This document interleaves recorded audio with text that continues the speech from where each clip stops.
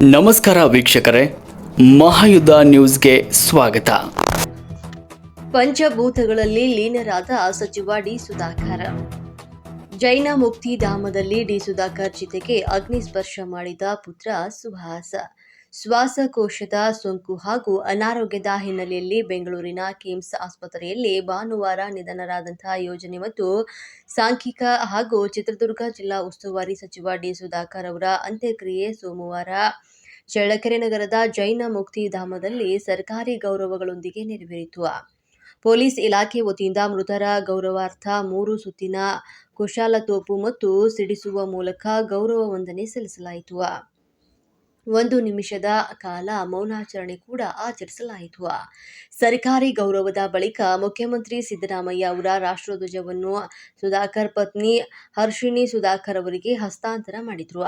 ಈ ವೇಳೆ speaker UT Khader, ಉಪಮುಖ್ಯಮಂತ್ರಿ ಡಿಕೆ ಶಿವಕುಮಾರ್, ಗೃಹ ಸಚಿವ ಡಾ ಜಿ ಪರಮೇಶ್ವರ್, ಕಾನೂನು ಮತ್ತು ಸಂಸದೀಯ ವ್ಯವಹಾರಗಳ ಸಚಿವ ಎಚ್.ಕೆ. ಪಾಟೀಲ್, ಲೋಕೋಪಯೋಗಿ ಸಚಿವ ಸತೀಶ್ ಜಾರಕಿಹೊಳಿ, ಇಂಧನ ಸಚಿವ ಕೆ.ಜೆ. ಜಾರ್ಜ್ ಮತ್ತು ಆಹಾರ ಮತ್ತು ನಾಗರಿಕ ಸರಬರಾಜು ಸಚಿವ ಕೆ.ಎಚ್. ಮುನಿಯಪ್ಪ, ವೈದ್ಯಕೀಯ ಶಿಕ್ಷಣ ಸಚಿವ ಶರಣಪ್ರಕಾಶ್ ಪಾಟೀಲ್, ಉನ್ನತ ಶಿಕ್ಷಣ ಸಚಿವ ಎಂ.ಸಿ. ಸುಧಾಕರ್ ಮತ್ತು ಮಹಿಳಾ ಮತ್ತು ಮಕ್ಕಳ ಅಭಿವೃದ್ಧಿ ಸಚಿವೆ ಲಕ್ಷ್ಮೀ ಹೆಬ್ಬಾಳ್ಕರ್, ಅರಣ್ಯ ಸಚಿವ ಈಶ್ವರ್ ಖಂಡ್ರೆ, ನಗರಾಭಿವೃದ್ಧಿ ಸಚಿವ ಬೈರತಿ ಸುರೇಶ್ ಸೇರಿದಂತೆ ಸಚಿವ ಸಂಪುಟದ ಸಹೋದ್ಯೋಗಿ ಸಚಿವರು, ಶಾಸಕರು, ಜನಪ್ರತಿನಿಧಿಗಳು ಭಾಗಿಯಾಗಲಿದ್ದು ಅಗಲಿದ ಚೇತನ್ಗೆ ಅಂತಿಮ ನಮನವನ್ನ ಸಲ್ಲಿಸಿದ್ರು.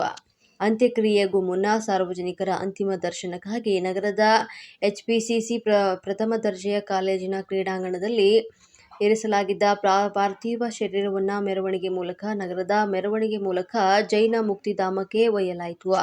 ಜೈನ ಸಮುದಾಯದ ಸಂಪ್ರದಾಯದಂತೆ ವಿಧಿವಿಧಾನಗಳನ್ನು ನೆರವೇರಿಸಲಾಯಿತು. ಡಿ ಸುಧಾಕರ್ ಪುತ್ರ ಸುಹಾಸ್ ತಂದೆ ಚಿತೆಗೆ ಅಗ್ನಿಸ್ಪರ್ಶವನ್ನು ಮಾಡಿದ್ರು. ವರದಿ ಹರೀಶ್, ಚಿತ್ರದುರ್ಗ.